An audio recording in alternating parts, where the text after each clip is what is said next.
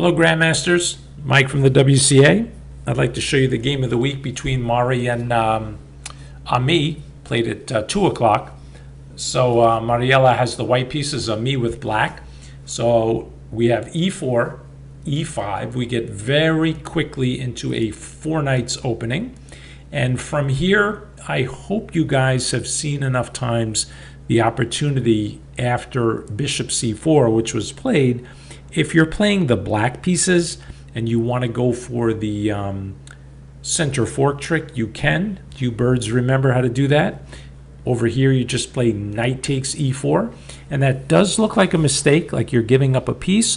But we have shown this before that it's temporary. You should get your piece back right away by playing the move d5. That's why they call it the center fork trick. So in the center of the board, you're forking 2 white pieces. So whichever piece Mari decides to keep, let's say she moves her bishop, and then Ami could just take the knight, and then she would get her pawn back. And they each traded a piece and a pawn, but this is thought to be comfortable for black because the center fork trick knocks out white's center pawn. Okay, so I think you guys are familiar with this this whole idea, right? Anyway, let's go back to the game. So after bishop to c4, the move bishop c5 was played, and after bishop to c5, we have a completely symmetrical position. No problems at all with this. So pawn to d3, and here Ami makes a mistake. He plays knight to g4. It's not a huge mistake, but it clearly is a mistake that should not be repeated, because even though it doesn't lose the game, I think it gives white an advantage, and white can play for an advantage 2 different ways here. One, there's a tactical way, and if you look at the move that Ami just played, he played knight to g4. You may have brothers or sisters in the 4 o'clock class, or have older siblings who play chess at a higher rating. You know, for example, you might be playing in the primary section, and you may have a brother or sister that plays in championship or future masters. When you get to our 4 o'clock class, or if you're playing in championship and future masters, you start to become responsible for things that you're not responsible for now. You know, I think at your level, you guys should all see every check and capture. But let's go a little bit further. So if we wanted to just see the checks and captures, bishop takes f2 is a check and a capture, and knight f2 is a capture. And that would be a real strong attacking move. It would be hitting the queen and the rook. But let's pretend we're in future masters and we want to know what those kids are responsible for. They're responsible for every piece on the board that is not protected. So the move that Ami just played, knight g4, it's known as a loose piece, just like a loose tooth. It's out there kind of in the air with nothing protecting it. So it turns out there's a way for the white queen to take that knight. So let's just take it. So I think I can just jump over my knight and take here. Now when I let go, you're going to hear like a tea kettle. Let's see if it comes. Did you hear that? That's my computer telling me that I just did something illegal.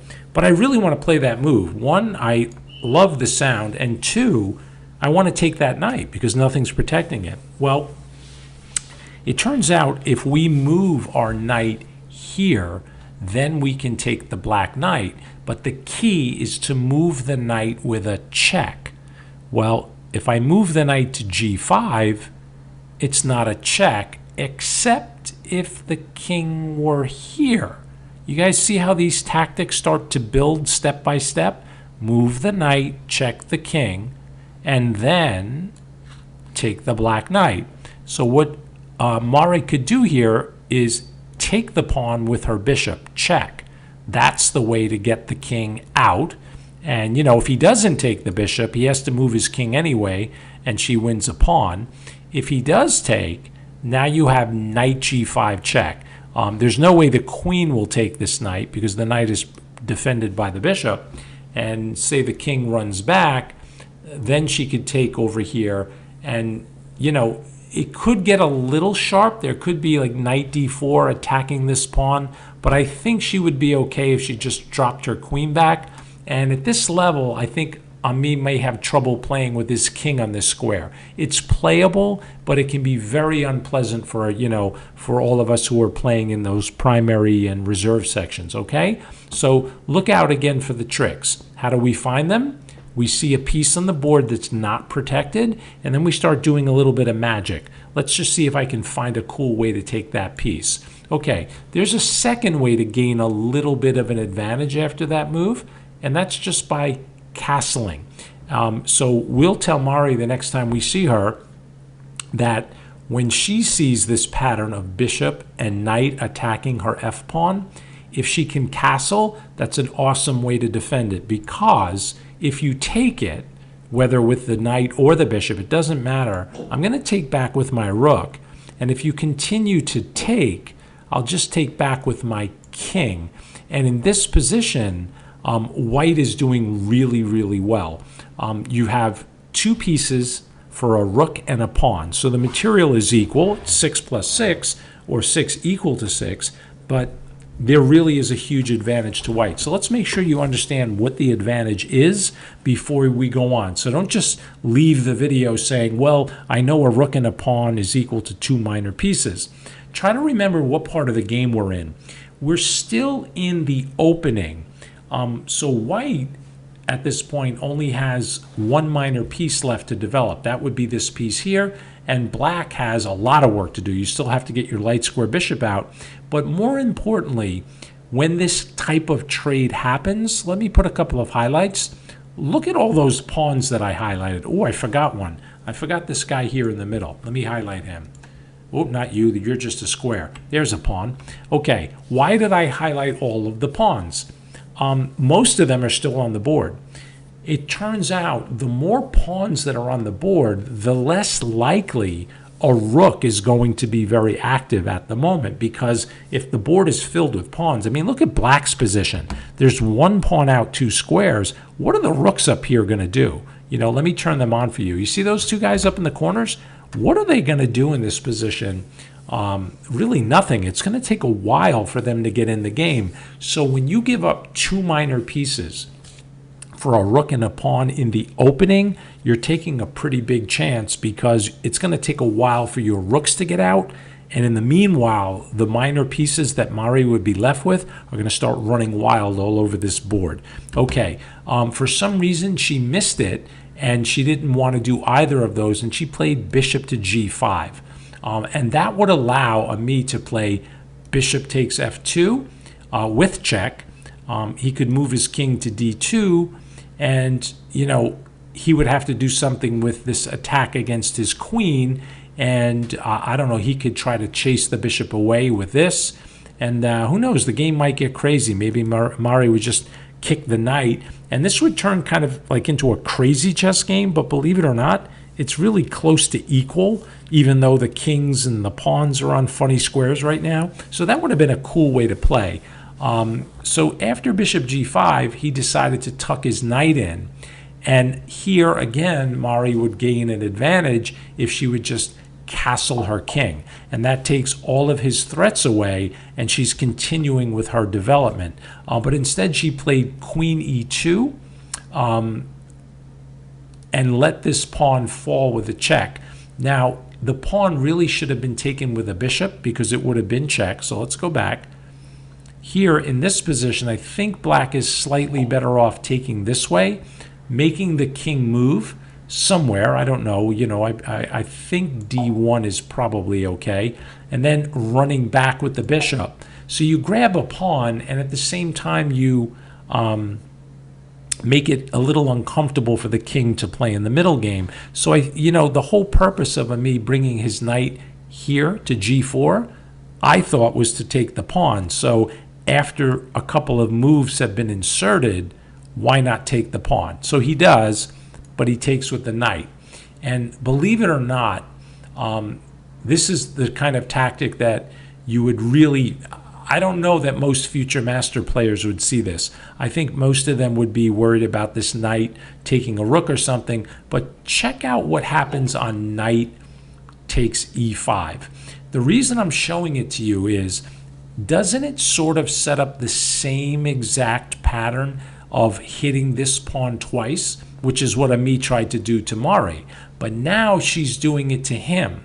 However, there's a big difference if he castles to protect the pawn, because now we take twice, just like we said before, which wouldn't be good for her. The only difference is, in this position, do you notice how the knight is on the same file as the king? That should lead you to pay very close attention to that and this. Okay, do you guys see that idea? Just play your rook over to f1, the knight is pinned, and white would have a really, really big advantage here. So again, how do we find these moves? Well, it's not that hard if you can look 2 moves ahead. So you would have to come back to here after knight takes f2 and notice that this pawn here on f7 could be a target. Not right away. Sorry, I didn't mean to do that. But let me see if I can back that up. It won't go back. There it goes. But by taking here with your knight and hitting that pawn twice, I think this would have worked out really well for her. Okay, so instead she played a pretty good idea. She played pawn to d4, and I like her idea because the pawn is interfering with the bishop's protection of the knight. So Ami didn't like that, so he took it. Mari takes, and now all sorts of things are being traded here. You could take the knight, I could take here, and do you guys see why Ami cannot take the knight on c3? Yep. Checkmate in 1 move. So that wouldn't work out too well. So that's why back here, after the knight took on d4, he decided to take a rook in the corner. Now he's in big trouble here. The reason he's in big trouble is after Mari's move, knight f5, which is really strong, it's hitting this, this knight twice. It's very, very difficult for him to stay out of trouble. He can try a move like f6, but this knight just hops in and grabs a pawn with check, and that's really ugly. So he just decided to castle, but that's going to cost him some material. Knight takes e7 check, king went to h8, and in this position she missed the chance to win the queen straight away, and all you have to do is take the knight and put it in the air. See what I did? Look at that. It just completely disappeared. Here it is, and then it's gone. Look at that. It's hiding at the top of the screen. You see how your bishop here, it turned into a knight again. You see how the bishop is pointing at the queen? Okay, it's really here, the knight. So if you move it into space, you see how the bishop is pointing at the queen? Well, move it into space, but check. See the move? Yeah, that's really strong. It doesn't matter how you take back, you're going to lose your queen. That's a discovered attack. Really, really powerful move. So if Mari had found that, let's say you take with the pawn, the bishop just takes the rook, the queen rather, say the rook takes back, and now a very strong move, just castle. And this knight in the corner is a goner. I'll put on some highlights. Those are his escape squares, and that knight's not getting out, and you'll see the rook is already attacking it, and it's going to be curtains for black. So a pretty quick win. But she played knight f5, which is a big mistake, because when you move the knight, it's not check. And Ami was very nice to her and played queen e8, but I think he missed the fact that he could have just picked off that bishop. So again, as we're improving with players, as players, we don't want to miss pieces that are hanging in 1 move. Okay, so he moved his queen to e8, must have been Mari's birthday, and she jumped in with bishop to g5, d5, and I want to show you a little pattern really quick. Do you think this is strong for white? Now this position kind of came out of the blue. I'm just popping it up on the board. What do you guys think of that? See how the queen is very, very close to the black king? If I could give a check, let's say you play some random move like, I don't know, say you play a random move like a6, and I play queen check, and you put your king here, and I play here. How are you going to stop the checkmate coming on g7? Do you see how it's kind of over already? So I want to again show you this position. If I could get my queen to h5, I have a really, really strong attack. Now let's go back to Ami's last move. He had played queen e8, right? Now watch when I put my queen on h5 and show you the position. I want you to pay very close attention to this knight. Okay, watch what happens to this knight. It's going to fly into space again. Ready? Watch this. 1, 2, 3, go. Whoops, what happened? The knight disappeared, and the king is a knight's distance away from where the knight was. So go back here and try to picture the position in your head. And guess what we can do in here in this position? We can sacrifice the knight. It's not a random sacrifice. We're doing it because we can see in our mind getting our queen here totally dominates these dark squares, and it's very, very difficult for black to get out of this. This check is going to be really strong. I'm still going to be able to castle, and when I castle at some point, if I don't mate you, I'm going to pick up this knight in the corner, which is very badly placed, and look at the rest of the guys up here. Okay, so Mari played bishop to d5 instead, which is a good move. She's putting her pieces on really good squares. Ami kicked the bishop. She can probably just take this, by the way. And after the pawn takes, there's our friend queen h5 again. And you can just see that all of the black pieces, I highlighted them, except the king. I'll be nice to him because, you know, he's the king. But look at all of the other black pieces. They're totally boxed up. So Ami, next game, make sure you get those pieces out of the kitchen. Get them into the battle. And, you know, the battle's in the living room, not in the kitchen. Breakfast is over. Get them out. Okay, so after h6, she retreated her bishop to e3. And I'll show you a couple of more moves. Queen d8. Mari played queen to c4, so she's double attacking this pawn. And Ami decided to move a rook away. And I give her credit here. She could have picked off this pawn, but I like her move a lot. She just castles, and by castling, she's going to win this knight. And, you know, the pawn's not really going anywhere, or maybe it is, but, I mean, this bishop is still going to be very well placed. a6, she picks off the rook. b5 hitting the queen, and then she puts her queen on a really nice square on c5. They played a couple of more moves. Rook to b8 was played. She brought her rook to f1, and I'm showing you this. I really liked what she did here. If you see the placement of her pieces, all in the center, a lot of activity. She missed a couple of tactics, but they were really at a very high level. So, you know, no shame in that at all. And for black, we're going to improve Ami's game a little bit by, you know, not jumping that knight out too early in the opening. And then clearly look at how these four guys ended up. And at this point, we had to stop the game in class, and we'll call it a day here as well. Okay? Hope you enjoyed the game. I did, and I'll see you guys in class.